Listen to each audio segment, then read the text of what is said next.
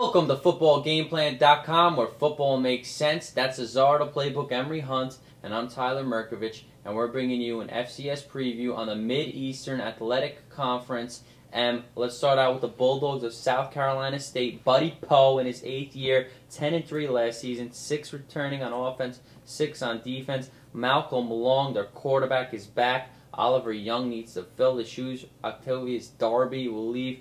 Young was their leading receiver last year. Well, you look at South Carolina State, the Bulldogs, 2 impressive running backs.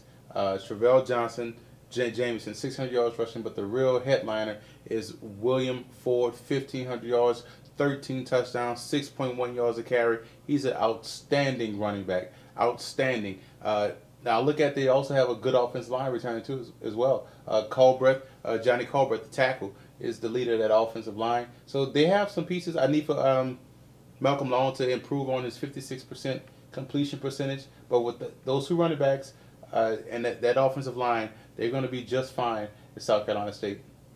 Run, run, run for the Bulldogs. Cedric Lloyd, defensive lineman, and Marcus James head the line, and linebacker Marshall McFadden is their leading tackler. He returns, and strong safety Marquis Hamlin was a first-team All-League selection. Well, you look at cornerback Phillip Adams. They also have a phenomenal secondary. This guy had 2 punt returns for touchdowns, so he's an athlete. He can get in the end zone. Also had 5 interceptions last season as well, too. So he's a tremendous athlete playing in that secondary along the line of those great MEAC cornerbacks that they have year in, year out, guys that complete a position. Also look at the fact that the defense all around is a sound defense. You know, you look at Marcus James, 5 sacks.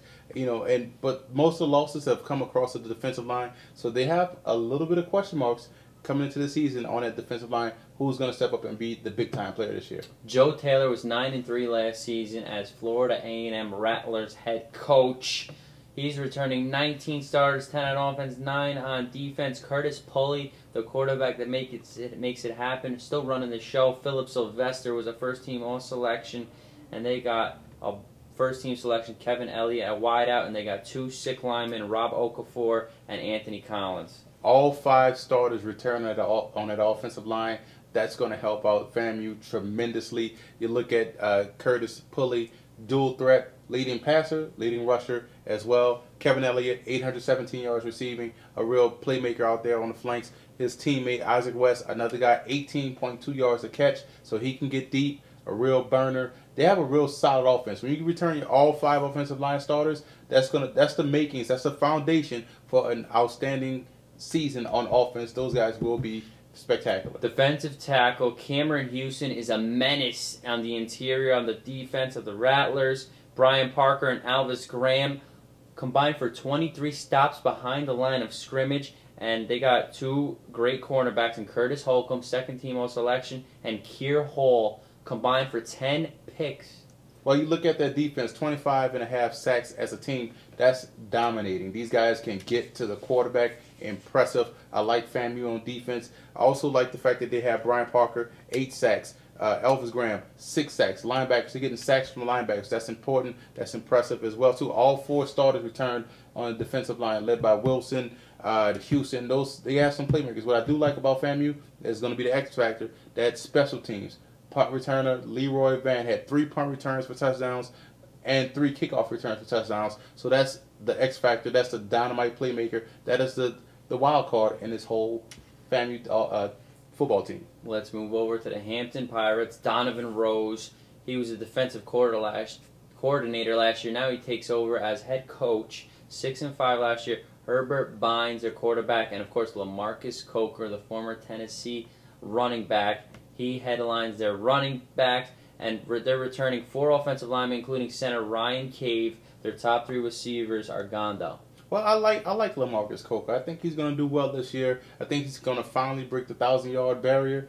And that offensive line is a veteran offensive line with a lot of talent, top to bottom. So they get a lot of those starters returning. Plus, they have some depth. So I like that offensive line as well, too. You know, you look at Bynes, the quarterback, 19 touchdowns, 10 interceptions. So he's playing soundly as well too. The question is they have to find a receiver out there on the flanks. Otherwise, it's going to be 8 men in the box trying to take out LaMarcus Coker. On defense, they lose their leading tackler, Joaquin Good, but nose tackle Kendrick Ellis is a force. He was a second-team All-League selection, and another second-team All-League selection. Free safety Jonathan Wade headlines their secondary. Well, the secondary is phenomenal. One thing I want to touch on, though, the defensive line has to improve because run stop is important. 4.4 yards a carry they were giving up last season. As a whole, as a team, these guys, top to bottom, D-line, linebacker, secondary, they can get after the quarterback. They had a lot of sacks last season for Hampton. So that's what I like about that defense. They're active, they're busy, but they do have to improve their run defense.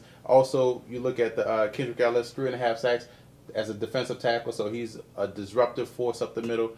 Overall, run defense improves, so does the Hampton Pirates. Bethune-Cookman, Alvin Wyatt, 13th season. He was 8-3 last year. 14 returning starters, 7 on both sides of the ball. Matt Johnson versus Maurice Francois is a quarterback battle, but second-team All-League running back Brian Sumler is back. He had 10 touchdowns last year, and only 2 starters return on the offensive line in Ryan Griffin and Justin Cotman. Yeah, Sumler is going to...